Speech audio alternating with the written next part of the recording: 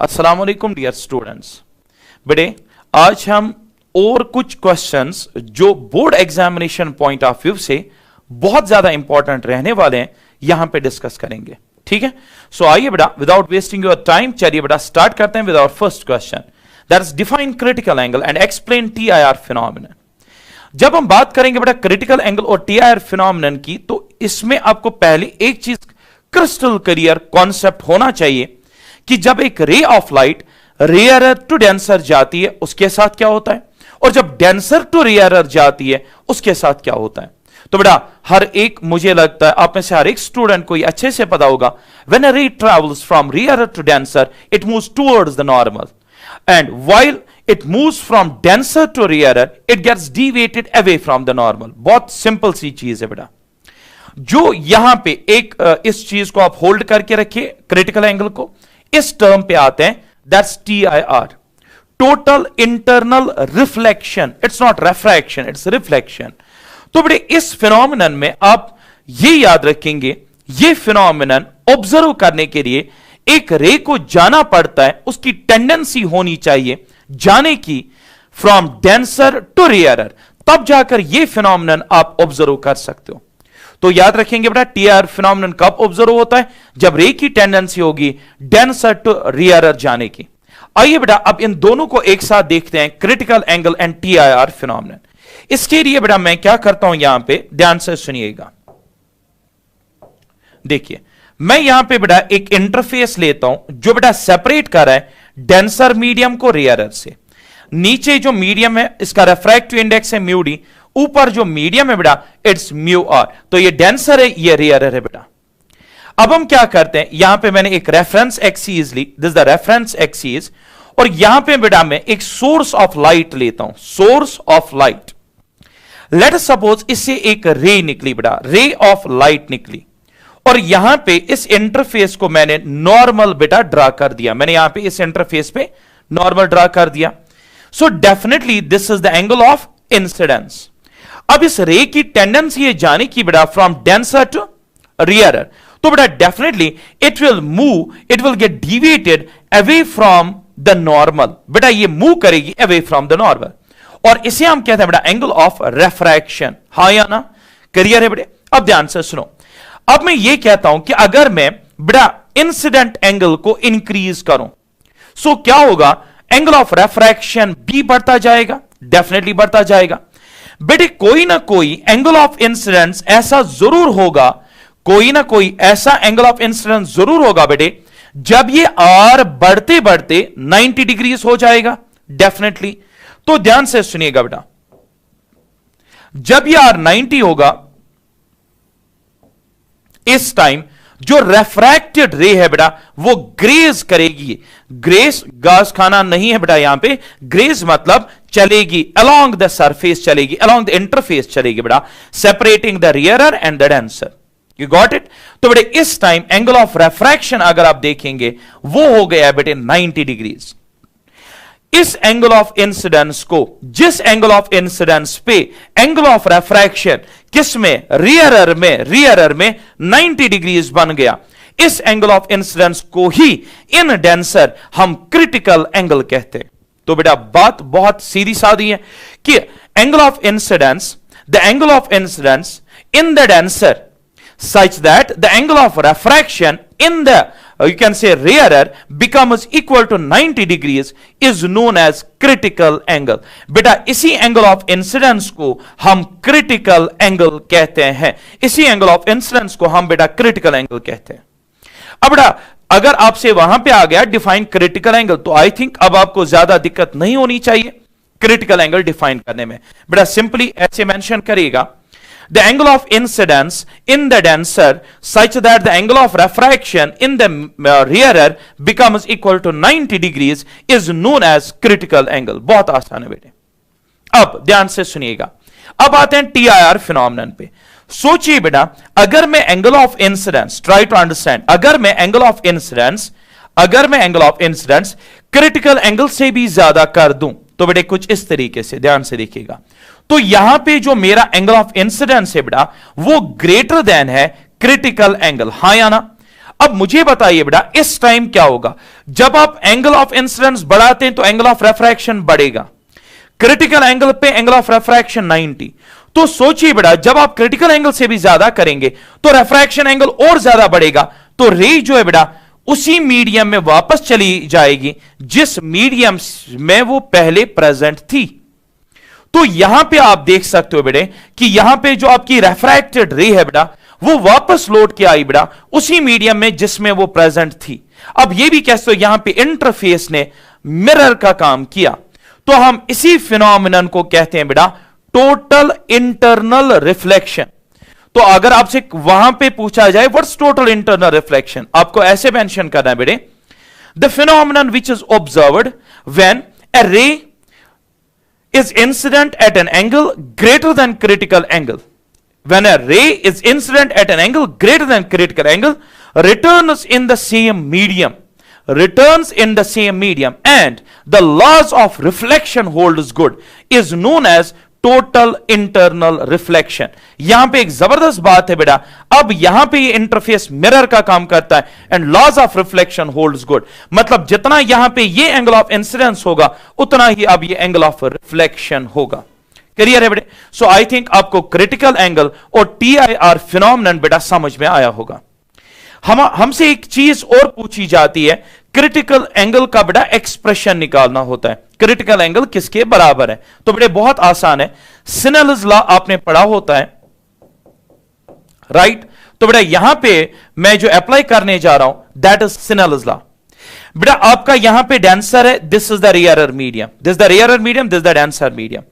तो बेटे मुझे बताइए क्रिटिकल एंगल पे अगर मैं यहां पे इस पॉइंट पे लगा दूं बेटा सिनेल्स लॉ, तो यहां पे रेफ्रैक्टिव इंडेक्स है बेटा म्यू डी, इस साइड जिस साइड थीटा सी है बेटा मतलब क्रिटिकल एंगल, वहां पे रेफ्रैक्टिव इंडेक्स है mu D, right? So that answer multiplied by the sine of angle, Snell's law की बात कर रहा हूं, दैट इज थीटा सी, बराबर होगा।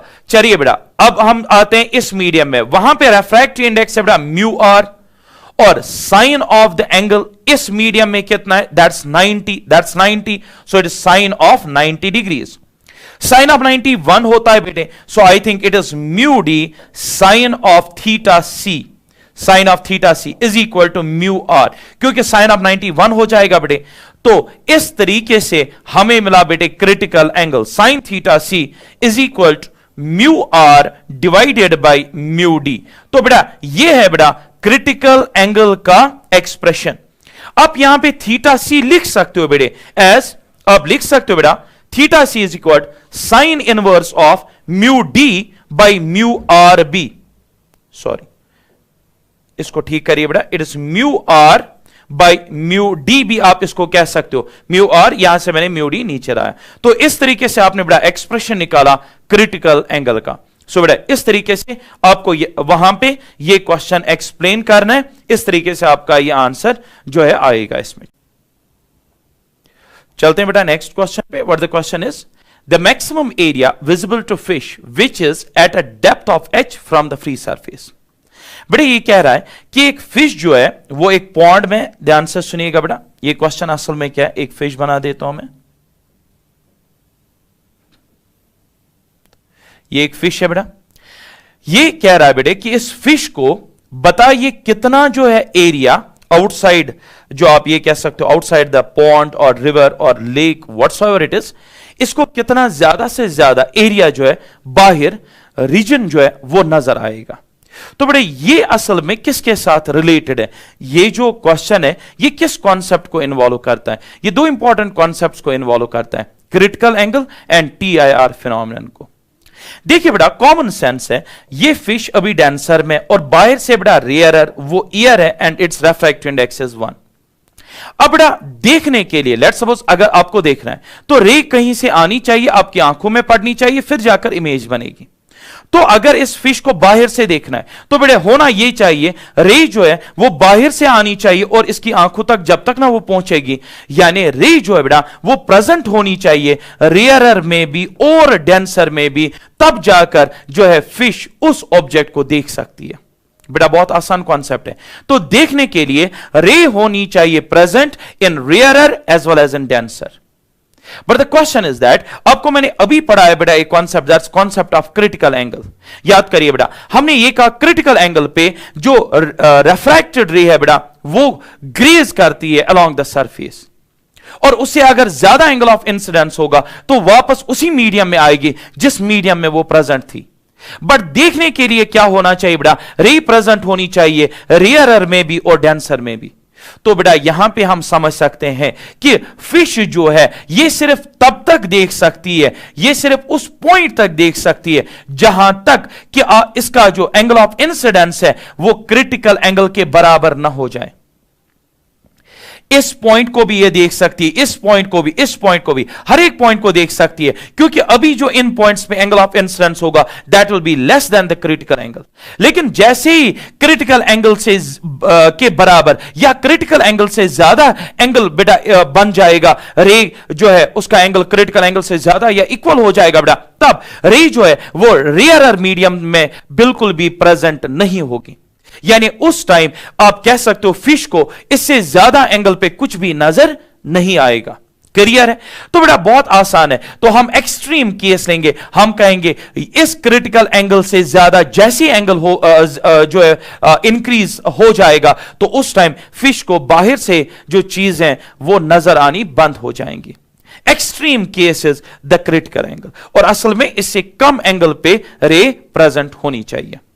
अब ध्यान से सुनिएगा बेटा, यहां पे मैं सिंपल सी एक बात करूंगा।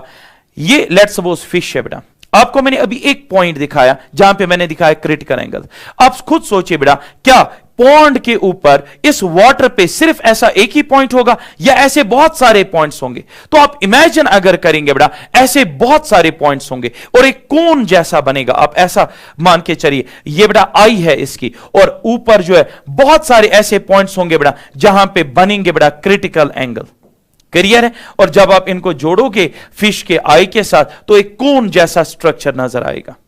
तो आप कह सकते हो ये फिश जो है ये देख सकती है सिर्फ इतना एरिया, इतना रीजन जो है बेटा इसके अंदर अंदर ये देख सकती है, इससे बाहर नहीं देख सकती है, क्योंकि उस टाइम रे बेटा प्रेजेंट नहीं होगी इन रेयरर, वो सिर्फ और सिर्फ प्रेजेंट होगी बेटा इन डेंसर।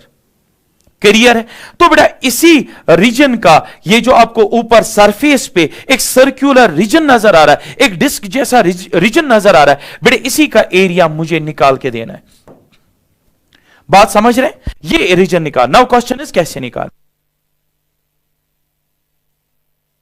देखिए बेटा बहुत आसान है किस तरीके से हम इसको निकालें। अगर मुझे किसी तरीके से इस सर्कुलर रीजन की रेडियस पता चल जाए तो पाई आर स्क्वायर से मैं डायरेक्टली ये एरिया, विजिबल एरिया निकाल सकता हूं। उसके लिए प्रोसीजर क्या है? बहुत आसान, मैं बहुत ही सिंपल डेरिवेशन दिखाऊंगा बेटे, ये आप वहां पे करिए और आपको बेटा बिल्कुल 100% जो है मार्क्स मिल जाएंगे। लेकिन इसी तरीके से जैसे मैं बोल रहा हूं, हमने बेटा अभी पढ़ा कि जो क्रिटिकल एंगल का एक्सप्रेशन है साइन ऑफ आईसी वो बराबर होता है रेयरर डिवाइडेड बाय डेंसर। ये मैंने अभी पढ़ा है बेटा, it's the ratio of mu r by mu D.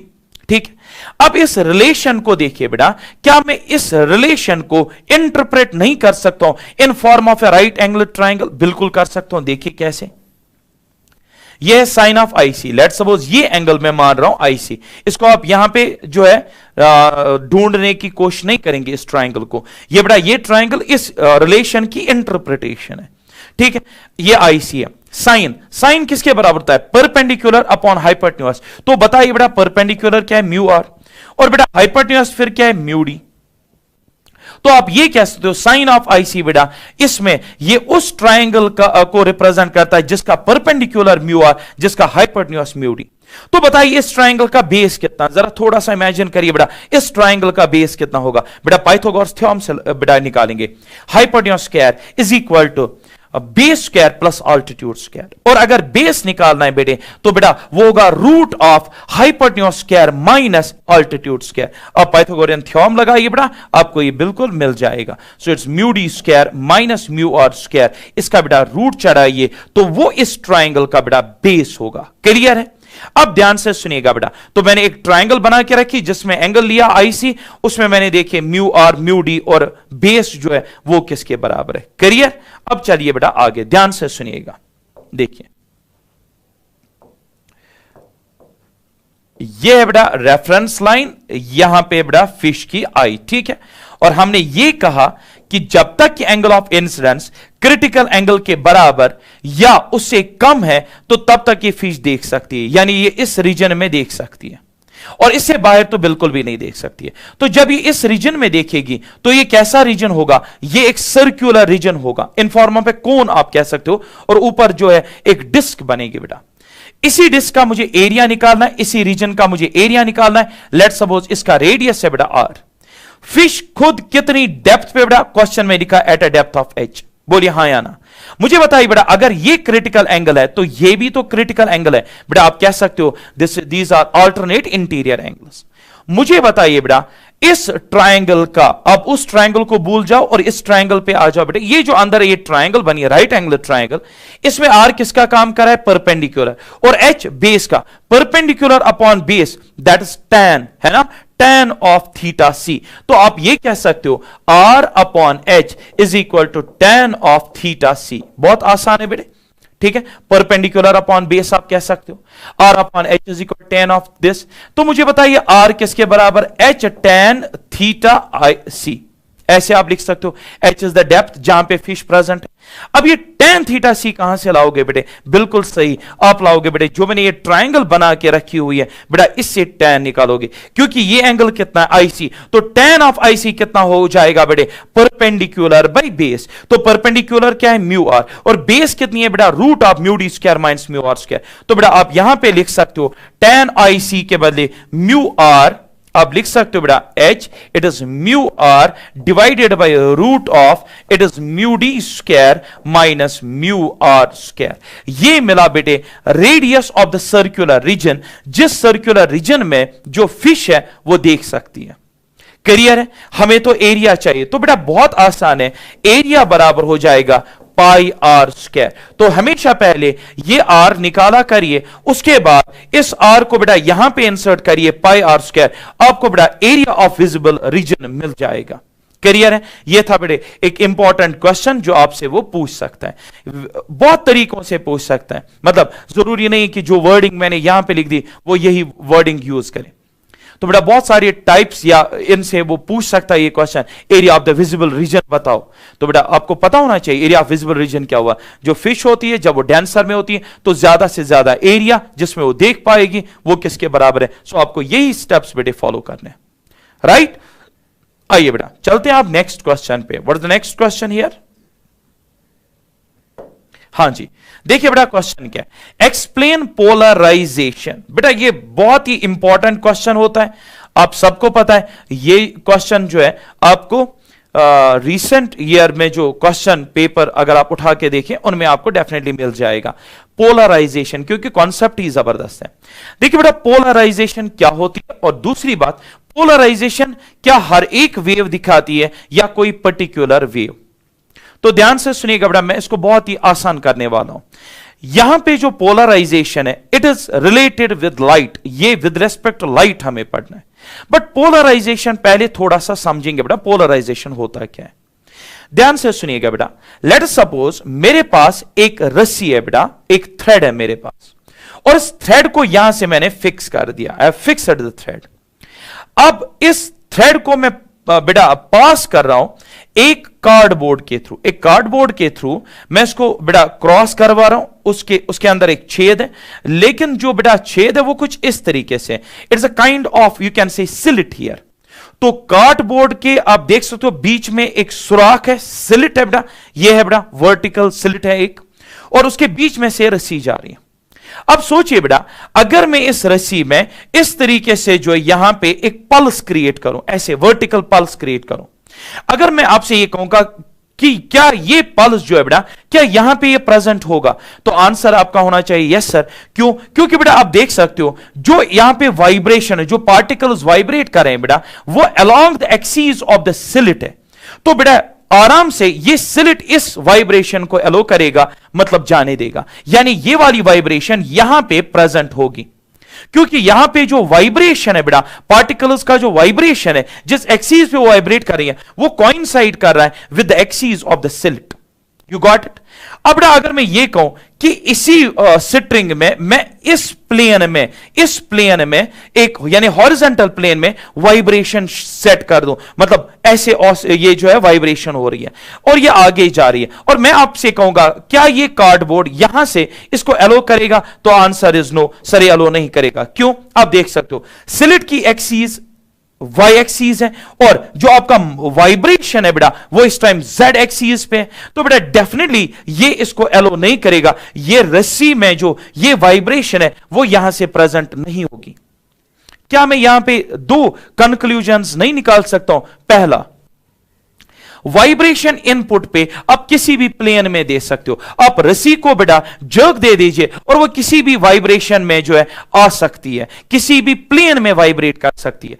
लेकिन कार्डबोर्ड की वजह से हुआ क्या बेटे, जो यहां से आउटपुट मिलेगा वहां पे जो वाइब्रेशन प्रेजेंट होगी वो किसी पर्टिकुलर प्लेन या पर्टिकुलर एक्सीस पे ही प्रेजेंट होगी। बोलिए हां या ना? बिल्कुल सही, वो एक पर्टिकुलर प्लेन में ही प्रेजेंट होगी। सो हम ये कहेंगे बेटा इस फिनोमिनन को ही हम कहेंगे पोलराइजेशन। तो पोलराइजेशन असल में क्या है बेटा? Restricting the vibration in a particular plane on a particular axis. बेटा आउट ऑफ आप कह सकते हो बेटा number of you can say vibrations along different axes, जो आपका आउटपुट है बेटा वहां पे जो आपकी वाइब्रेशंस है वो खाली एक पर्टिकुलर एक्सीज पे प्रेजेंट है, खाली एक पर्टिकुलर प्लेन में प्रेजेंट है। और हम ये कह सकते हैं यहां पे हमने क्या कर दिया? हमने कर दिया polarization. Polarization is simply restricting the vibrations in a particular plane. That's बेटा पोलराइजेशन। अब बात करेंगे बेटा यहां पे polarization with respect to light की। तो विद रेस्पेक्ट टू लाइट आइए सीखते हैं बेटा पोलराइजेशन क्या इंपॉर्टेंस रखता है। आप ये बेटा हमेशा याद रखेंगे कि लाइट में आपको पता है इट्स एन इलेक्ट्रोमैग्नेटिक वेव। इसमें दो फील्ड्स है बेटा, one is the electric field, second is the magnetic field.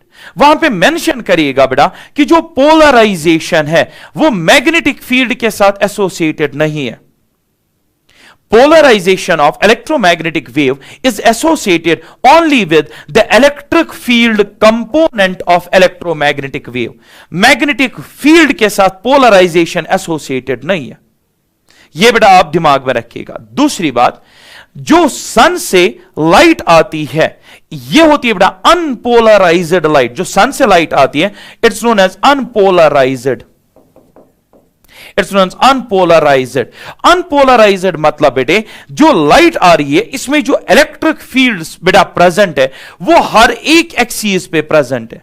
यानी जो सन से लाइट आ रही है बेटा उसमें जो इलेक्ट्रिक फील्ड प्रेजेंट है बेटा वो हर एक एक्सीस, हर एक प्लेन में प्रेजेंट है। तो मान लीजिए लाइट आ रही है तो इलेक्ट्रिक फील्ड इस एक्सीस पे भी प्रेजेंट है, इस एक्सीस पे भी प्रेजेंट है, इस एक्सीस पे इलेक्ट्रिक फील्ड हर एक जो आप कह सकते हो प्लेन में प्रेजेंट है।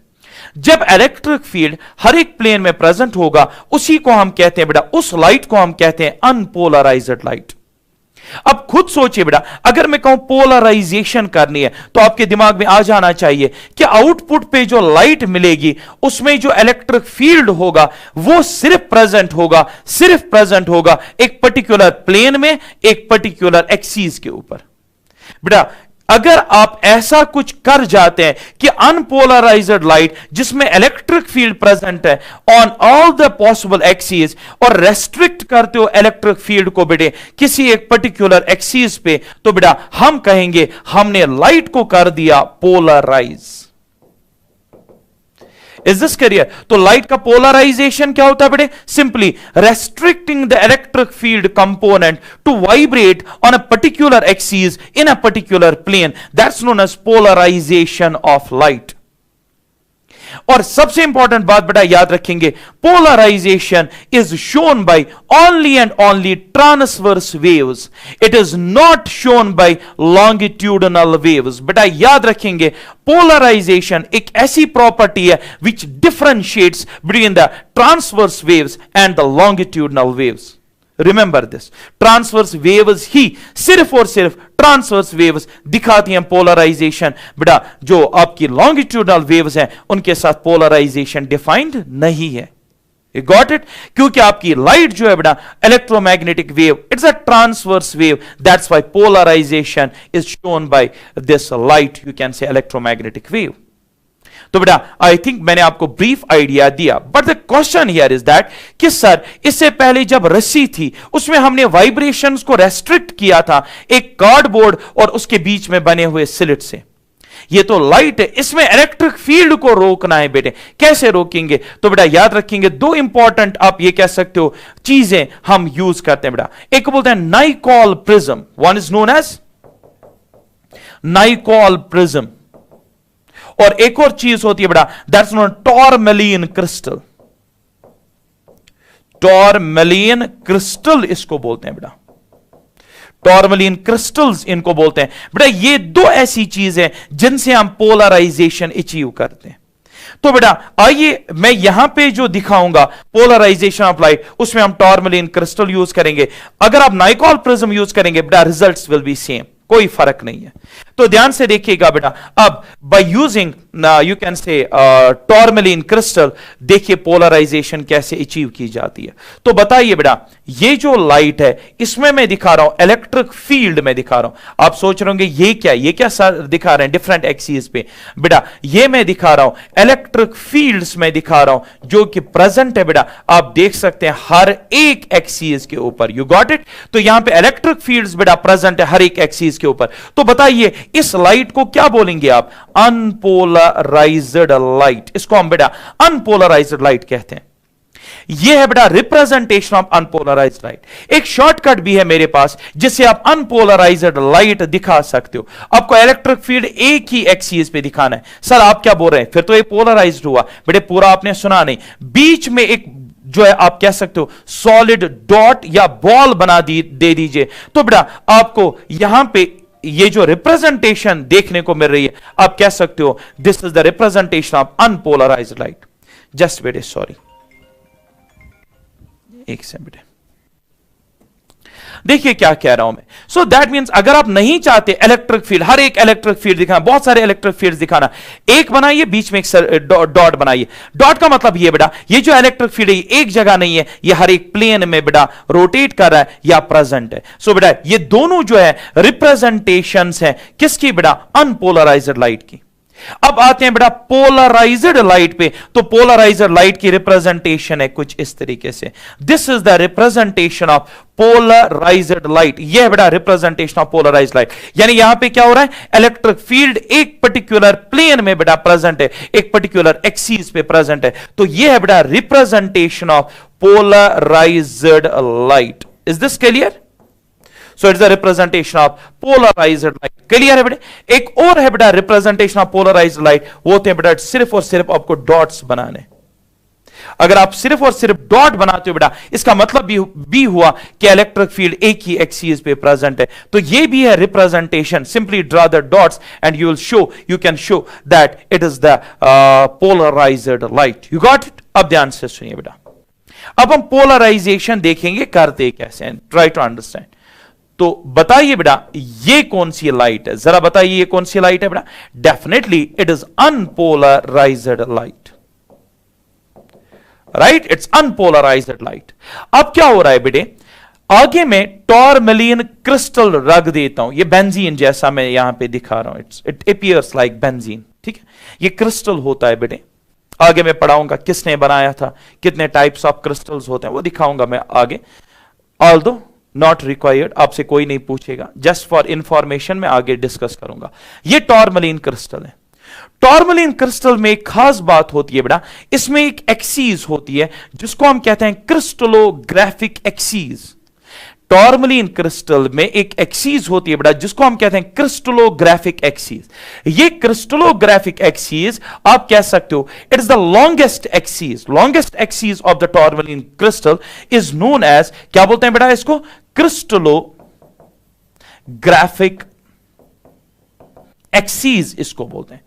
ये क्रिस्टलोग्राफिक एक्सीज जो है बेटा ये बिल्कुल वैसा ही काम करती है लाइट के लिए जैसा कि स्लिट इन द कार्डबोर्ड, बिल्कुल ये वैसा ही काम करती है। आप इसको मान के चलिए ये स्लिट है, ठीक है। और इलेक्ट्रिक फील्ड जो इलेक्ट्रिक फील्ड होगा जो इस क्रिस्टलोग्राफिक एक्सीस के पैरेलल होगा, ये उसको एलो करेगा क्योंकि उसके लिए स्लिट का काम करेगा, और जो किसी और एंगल पे होगा ये उसको ब्लॉक कर देगा। बात आई समझ बेटे?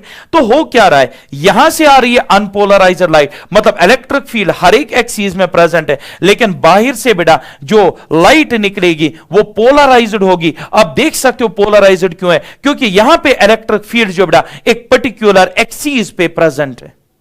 हाँ या ना, है कि नहीं? सो बेटा एक पर्टिकुलर एक्सीस में यहां पे प्रेजेंट है बेटा आपका इलेक्ट्रिक फील्ड। बेटा ये बन होगी बेटा पोलराइजेशन। तो पोलराइजेशन कैसे की जाती है? बाय यूजिंग द नाइकॉल प्रिज्म और यू कैन से टॉर्मलिन क्रिस्टल। टॉर्मलिन क्रिस्टल में एक एक्सीस होती है जिसको क्रिस्टलोग्राफिक एक्सीस कहते हैं। It is the longest axis. आप कैसे बताएंगे टॉर्मलिन क्रिस्टल में क्रिस्टलोग्राफिक एक्सीस कौन सी एक्सीस है? बेटा आप याद रखेंगे longest axis is the crystallographic axis. जो इलेक्ट्रिक फील्ड इसके पैरेलल होता है ये उसको एलो करता है, जो बेटा किसी एंगल पे होता है ये उसको ब्लॉक कर देता है। बोलो बेटे समझ में आ गया? ये हो गया बेटा polarization of light, how polarization of light is achieved. But बेटे एक क्वेश्चन यहां पे अराइज हुआ, क्वेश्चन ये अराइज हुआ, जो अनपोलराइज्ड लाइट है जब वो हमारी आंखों पे पड़ती है और जब पोलराइज्ड लाइट हमारी आंखों पे पड़ती है, बेटा हमारी आंखें इतनी सेंसिटिव नहीं है कि ये डिफरेंस बता सके हमें whether the light is unpolarised और पोलराइज्ड।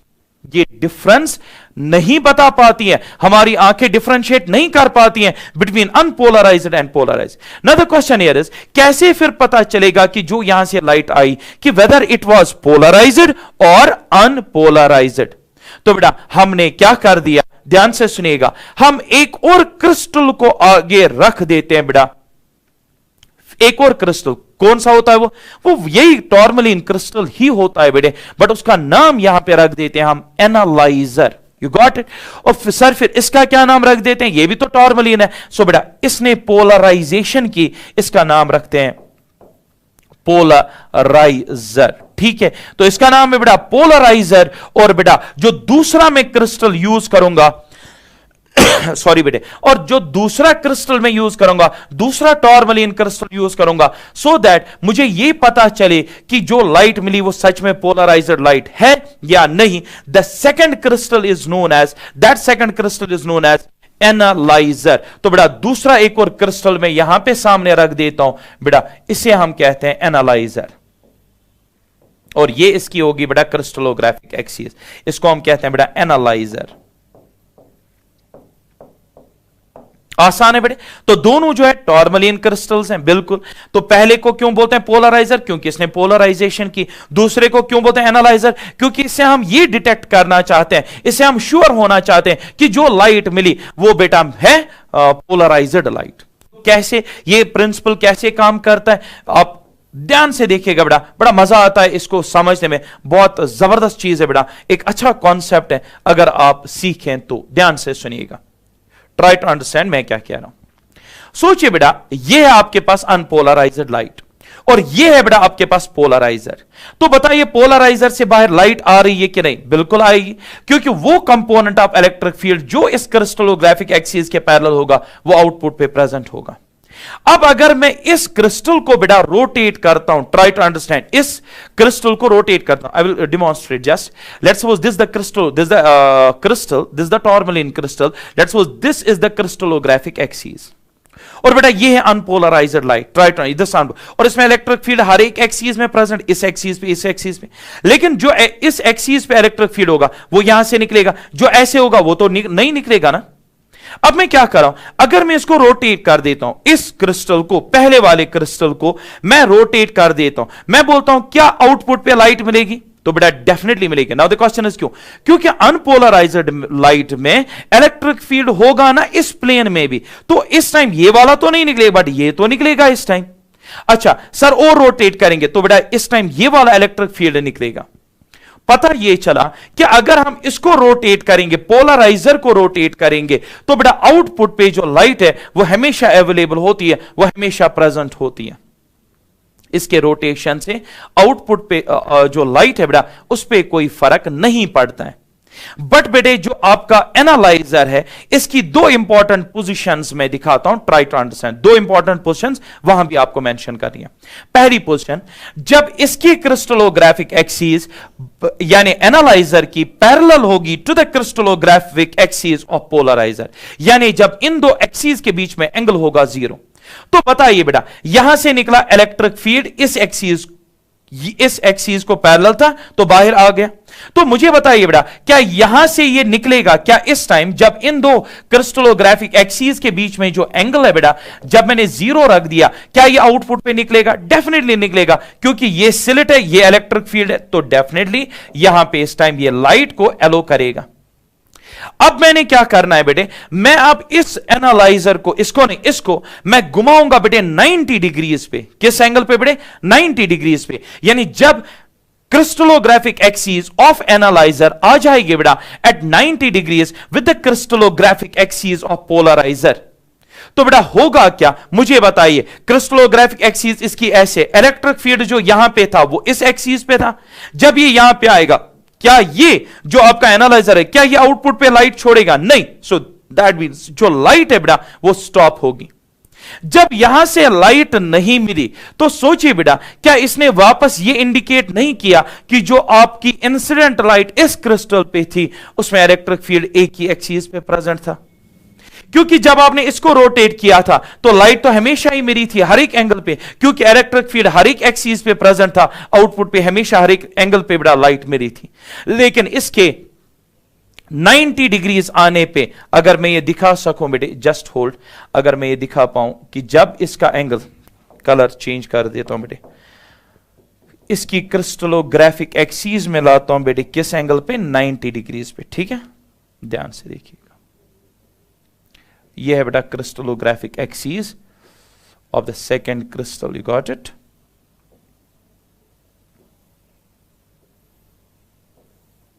यह है बेटा दूसरा क्रिस्टल। अब इस टाइम बताइए इस क्रिस्टलोग्राफिक एक्सिस और इस क्रिस्टलोग्राफिक एक्सिस के बीच में व्हाट इज द एंगल?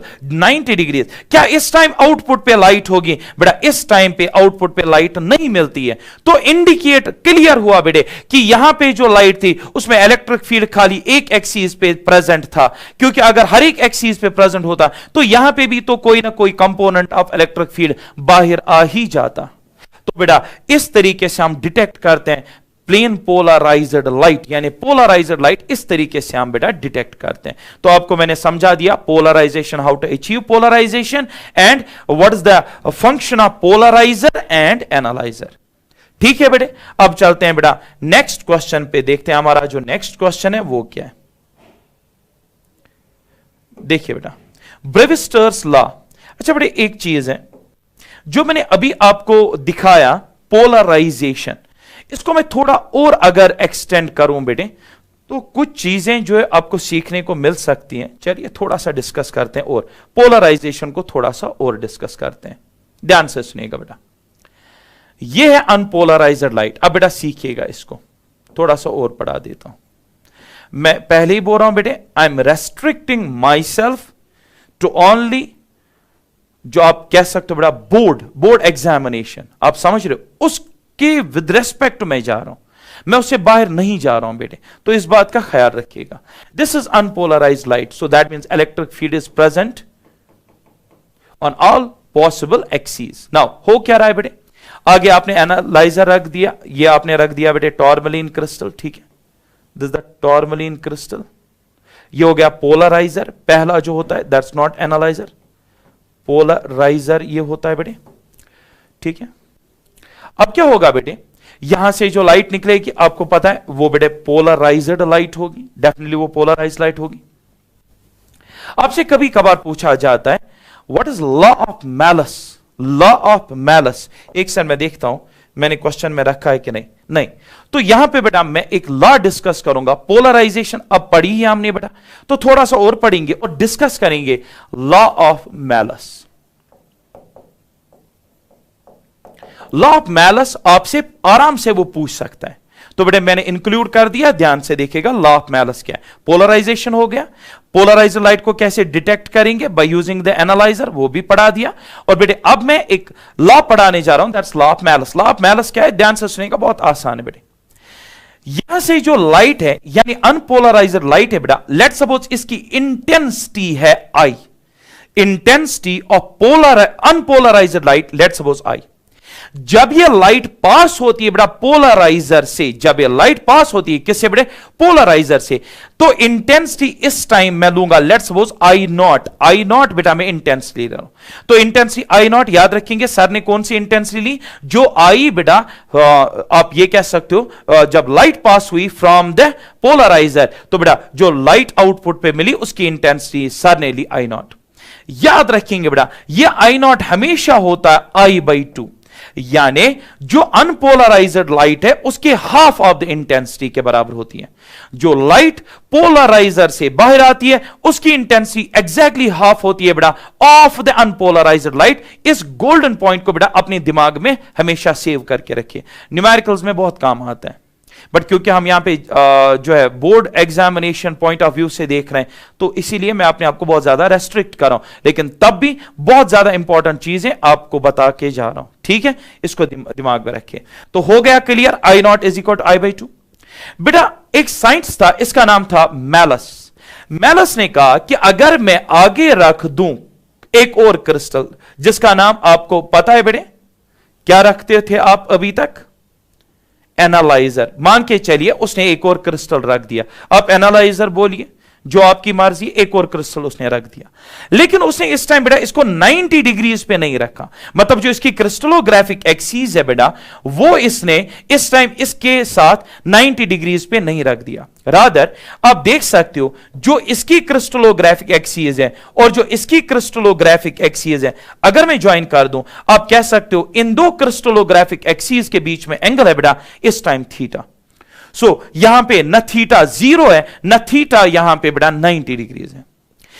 जब उसने ये एक्सपेरिमेंट किया तो उसको यहां से बेटा लाइट डेफिनेटली जो है उसको यहां से मिली, यहां पे उसको आउटपुट पे लाइट मिली, और उसको जो यहां से लाइट मिली बेटा उसने कहा इसकी जो इंटेंसिटी होगी, यानी आप कह सकते हो जो एनालाइजर से लाइट बाहर आई, उसने कहा जो इसकी इंटेंसिटी है, intensity of light coming from the analyzer, जो आउटपुट लाइट है यहां पे बेटा उसने कहा it is directly proportional to cos of square of the angle, cos of square of the angle between the two crystallographic axes.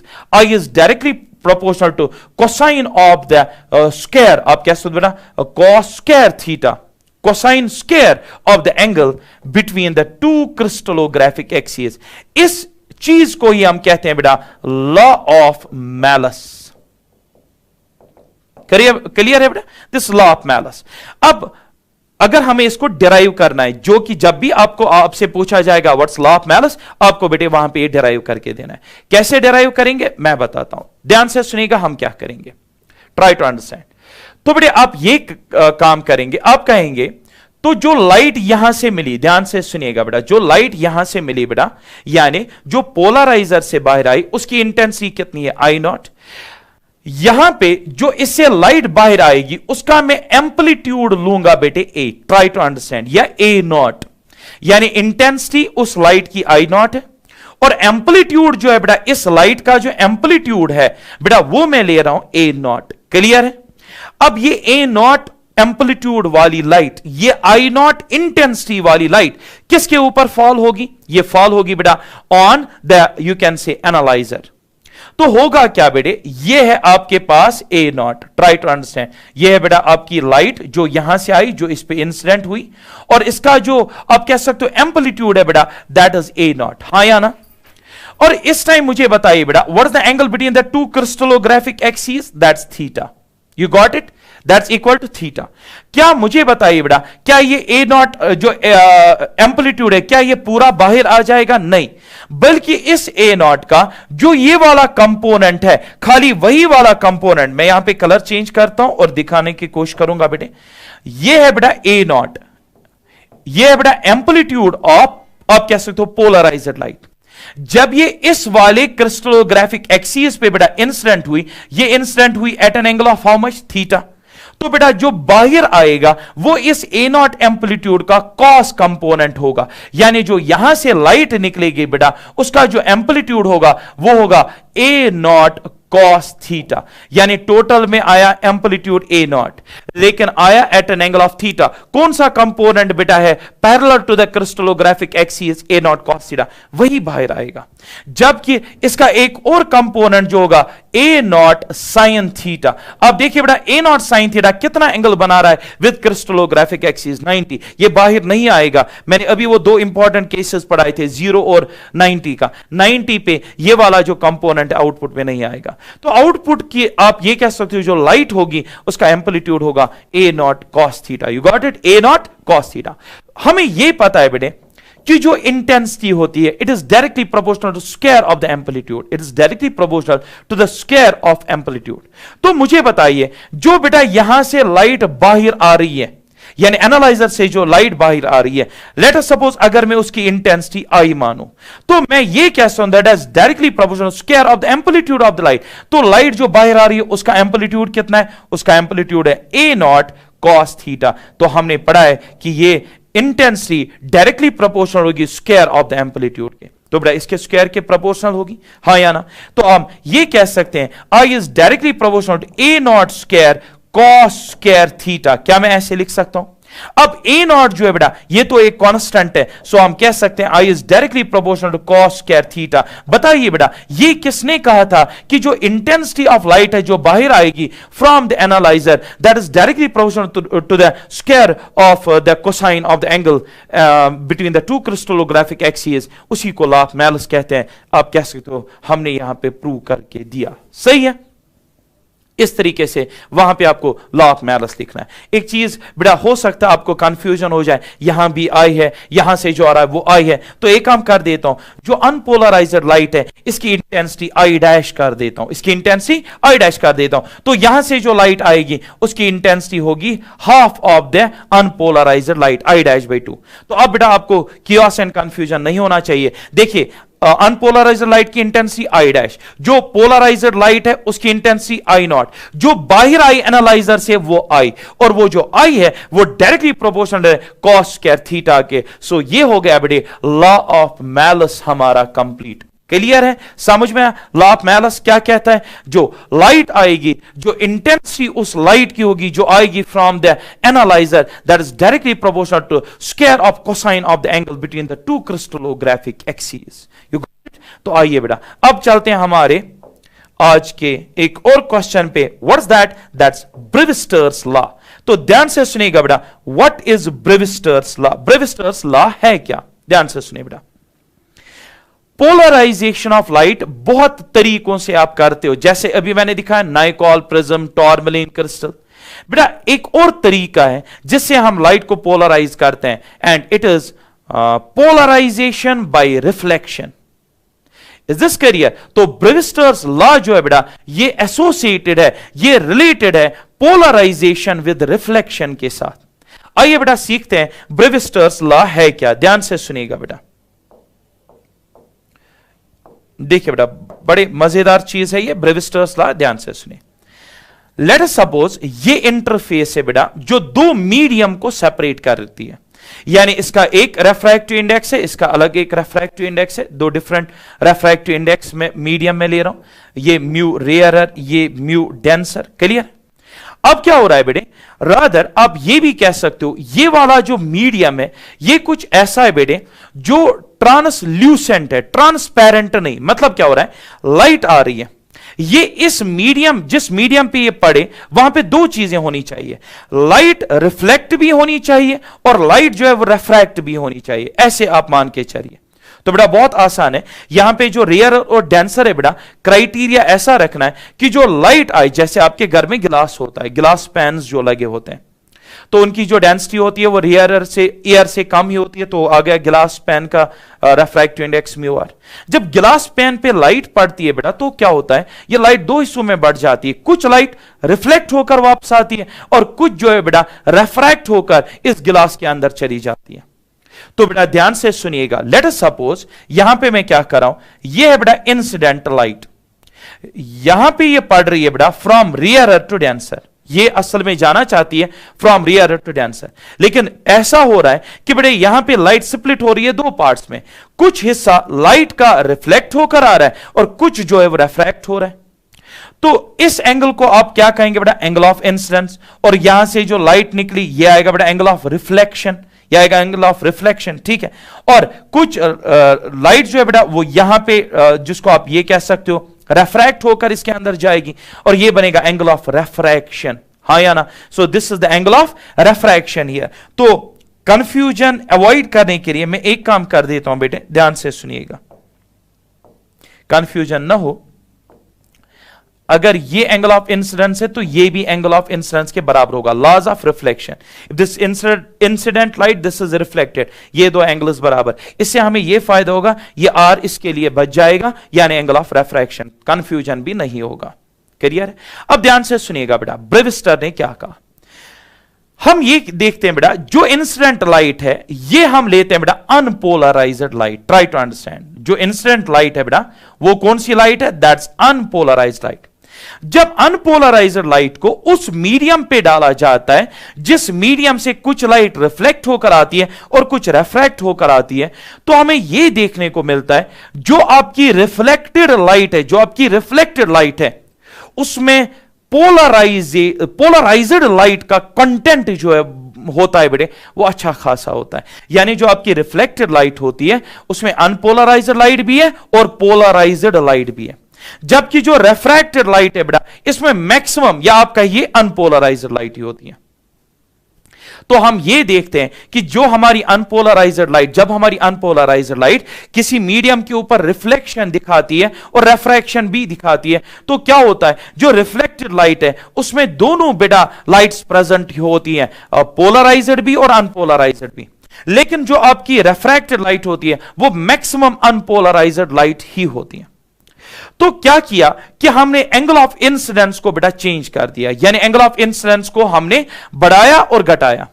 कोई ना कोई एंगल ऑफ इंसिडेंस, ध्यान से सुनिएगा बेटा, एक ऐसा एंगल ऑफ इंसिडेंस हमें ऐसा करने पे मिला, जब हम एंगल ऑफ इंसिडेंस बढ़ाते गए कम करते गए, एक ऐसा एंगल ऑफ इंसिडेंस बेटा मिल गया जहां पे जो रिफ्लेक्टेड लाइट थी बेटा वो कंप्लीटली पोलराइज्ड आपको मिल गई। यानी जो रिफ्लेक्टेड लाइट थी वो 100% हो गई बेटा पोलराइज्ड। क्लियर है? रेफ्रैक्टेड नहीं, रेफ्रैक्टेड में अनपोलराइज्ड लाइट अभी भी है। तो हम ये कहते हैं जिस एंगल ऑफ इंसिडेंस पे रिफ्लेक्टेड लाइट 100% पोलराइज हो जाएगी, that angle is known as polarizing angle. बेटा उस एंगल को बोलते हैं polarizing angle. You got it? What is polarizing angle? Polarizing angle is nothing, it is the angle of incidence at which the reflected light becomes 100% or you can say completely polarized. This angle is known as polarizing angle. This angle is known as polarizing angle. अब ध्यान से सुनिए, इस angle को हम P से represent करते हैं। एंगल ऑफ इंसिडेंस को हम P से तब रिप्रेजेंट करते हैं जब रिफ्लेक्टेड लाइट पोलराइज्ड होगी। जब angle of incidence polarizing angle होगा, आपको यह तो समझ में आ गया कि पोलराइज्ड लाइट जो होती है वो 100% पोलराइज्ड होती है। बट बेटे कुछ और भी इंपॉर्टेंट पॉइंट्स हैं जो इस टाइम ऑब्जर्व होते हैं, वो ये है बेटा कि यहां पे जो रिफ्लेक्टेड और रिफ्रैक्टेड लाइट इस टाइम है उनके बीच में एंगल हो जाता है 90। आप ये कह सकते हो when I becomes equal to P, the angle between reflected light and the refracted light becomes equal to 90. Is this clear? और बेटे ध्यान से सुनिएगा, जो मैं यहां पे आप मेंशन करूंगा उसी को हम कहते हैं बेटा ब्रेविस्टर्स लॉ। ब्रेविस्टर ने कहा tan P, ध्यान से सुनिएगा बेटा, tan P is equal to mu. ये बेटा है ब्रेविस्टर्स लॉ। देखिए ब्रेविस्टर्स लॉ क्या है? ब्रेविस्टर्स लॉ ये कहता है बेटे कि जो टेंजेंट ऑफ पोलराइजिंग एंगल होगा, जो टेंजेंट ऑफ पोलराइजिंग एंगल होगा, that is equal to the refractive index of the denser medium to the refractive index of the rarer. Sir आपने रियरर क्यों नहीं लिया? क्योंकि रियरर बेटा ईयर है और ईयर का रेफ्रैक्टिव इंडेक्स 1 है, तो बेटा इसीलिए मैंने यहां पे लिख दिया that tan P is equal to mu D, यानी refractive index of the denser medium. तो बेटा ये जो इक्वेशन है कि जब आपका angle of incidence polarizing angle के के बराबर होगा, उस time tangent of polarizing angle बेटा रेफ्रैक्टिव इंडेक्स के बराबर बन जाता है। बेटा इसी को हम कहते हैं ब्रेविस्टर्स लॉ। तो ब्रेविस्टर्स लॉ कुछ नहीं है बेटा, ध्यान से सुनिएगा। ब्रेविस्टर्स लॉ क्या है? हम कहते हैं when angle of incidence becomes equal to polarizing angle, the reflected light becomes completely polarized and the reflected ray becomes or it gets at an angle of 90 degrees with the refracted light. You can say the reflected light makes angle of 90 degrees with the refracted light when angle of incidence is polarizing angle. And also according to Brevister's law, the tangent of the polarizing angle is equal to the refractive index of the denser medium. Clear है बेटे? तो ये था all about ब्रेविस्टर्स law. बेटे next lecture में हम इस ब्रेविस्टर्स law और क्रिटिकल एंगल को आपस में रिलेट करेंगे। ठीक है, थैंक्स बेटे।